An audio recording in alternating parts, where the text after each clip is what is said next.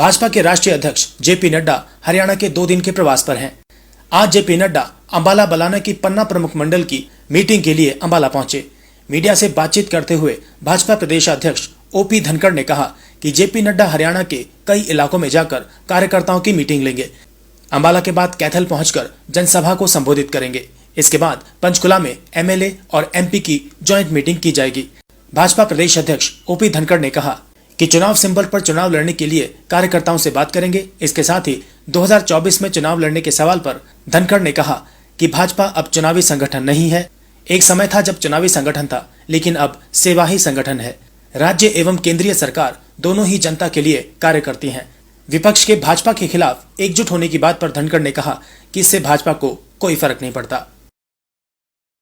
कुछ पलों में ही राष्ट्रीय अध्यक्ष जी का प्रवास शुरू होने वाला है। वो यहीं पर वाटिका में, जैन वाटिका में लैंड करेंगे। उसके बाद बलाना मंडल की वो मीटिंग लेंगे कि एक मंडल की, हरियाणा में 307 मंडल हैं, उस एक मंडल के वर्कर बुलाए गए हैं, उनके साथ बातचीत करेंगे, उनका मार्गदर्शन करेंगे। एक तरह से ये बैठक हमारे लिए मॉडल बैठक होती है कि बाकी मंडलों में भी हम काम उस तरह से चलाएं। उसके बाद कैथल पहुंचेंगे, वहां अनाज मंडी में एक जनसभा को संबोधित करेंगे। एक लोकसभा की जनसभा हमने बुलाई है और उसी लोकसभा के वर्कर उसमें रहेंगे। कुरुक्षेत्र जिला, कैथल जिला और इंद्री विधानसभा के मुख्यमंत्री जी भी वहां साथ रहेंगे। हमारे प्रभारी जी विनोद तावड़े जी, मैं स्वयं इनके साथ इस दौरे में रहेंगे। उसके बाद वो पंचकुला पहुंचेंगे, जहां सभी एमएलए और एमपीज की एक ज्वाइंट मीटिंग को एड्रेस करेंगे।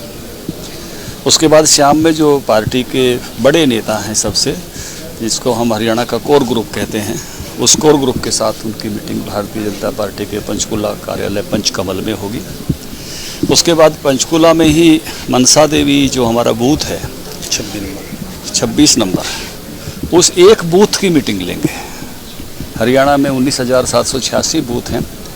एक बूथ की मीटिंग कैसे चले पार्टी में बूथ की इकाई भी है, त्रिदेव हैं, बूथ अध्यक्ष है, BLA 2 है, बूथ पालक हैं, नीचे पन्ना प्रमुख हैं, उन सब के साथ गपशप करेंगे। उसके बाद अगले दिन सुबह कुछ बैठकें हैं, जिसमें पहली बैठक हरियाणा प्रदेश के पदाधिकारियों की है, जिसमें बीजेपी के पदाधिकारी, जिला प्रभारी, मोर्चा अध्यक्ष, इनके साथ गपशप करेंगे।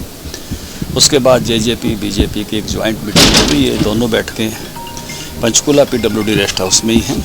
और उसके बाद वो चंडीगढ़ जाएंगे, जहां भाजपा का विधायक दल का दफ्तर है, वहां मंत्रिमंडल की बैठक को एड्रेस करेंगे। उसके बाद हमने निवेदन किया है प्रेस को भी संबोधित करें। ये उनका 2 दिन का कार्यक्रम है। पंचायत चुनाव को निश्चित रूप से जब बात करने वाले हैं तो पंचायत चुनाव का जो भी आगामी सब विषय हैं सामान्यतः उनकी चर्चा के विषय रहेंगे। कोर कमेटी का एजेंडा क्या है? चुनाव पर जो है चुनाव लड़ेंगे पंचायत। ये फैसला हमारी एक बड़ी फॉर्मल इकाई होती है संवैधानिक दृष्टि से, इलेक्शन कमेटी, उसमें हम करते हैं। सर, इसके साथ साथ माना जाए अभी 2024 की जो तैयारियां हैं वो भी शुरू कर दी गई। देखिए, भारतीय जनता पार्टी का प्रतिदिन चलने वाला संगठन है, केवल चुनावी संगठन नहीं है। एक समय था हम जब चुनावी संगठन थे, अब सेवा ही संगठन का जो मंत्र हमारे राष्ट्रीय अध्यक्ष जी ने दिया है, तो हर समय काम करते हैं। तो इस सारे समय में जो नई नई चीज़ें केंद्र सरकार, राज्य सरकार कर रही हैं, लोगों तक पहुँचें, तो सेवा और संगठन के मंत्र के साथ भी काम करते हैं। उसके साथ चुनाव कोई आने वाला हो तो उसके लिए भी काम करते हैं। 2024 के लिए सभी विपक्ष के खिलाफ, तो उसको लेकर कोई खास तैयारी रहने की, खास अलर्ट रहने की जरूरत है या कुछ मंत्रणा? भारतीय जनता पार्टी अपनी गति से चलती है, अपनी तैयारी से चलती है, प्रतिदिन काम करती है। विपक्ष जो है चुनावी मौक़ों पर अपनी कुछ एक्सरसाइज करता है, नेचुरल है। विपक्ष है, प्रतिपक्ष है, करनी भी चाहिए, सहजता से लेना चाहिए उसको। लेकिन कठिनाई यही है कि विपक्ष बिखराव पर है। मुख्य विपक्षी पार्टी की हालत अच्छी नहीं है, दिन पर दिन बिखर रही है, लोग छोड़ रहे हैं।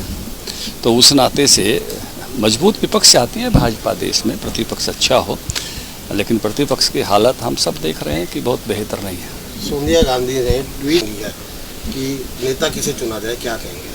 ऐसी जरूरत आन पड़ी? देखिए, अच्छी बात है, राय कर रहे हैं। राय सुमारी को कोई गलत तो कह नहीं सकता, राय पर चले ये उससे भी बड़ी बात है। सर, पार्टी लगातार नेता लेता है, कांग्रेस को लगातार छोड़ते जा रहे हैं। गुलाम नबी आज़ाद ने छोड़ा तो हुड्डा साहब उनसे मिले, उसको लेकर भी सवाल खड़े हो रहे हैं। तो क्या लगता है कि हुड्डा साहब भी कांग्रेस को जल्द बाय बाय कर सकते हैं, जिसको लेकर सवाल? देखिए, हुड्डा साहब की बात का तो हुड्डा साहब ही जवाब देंगे, मैं कैसे दे सकता हूँ।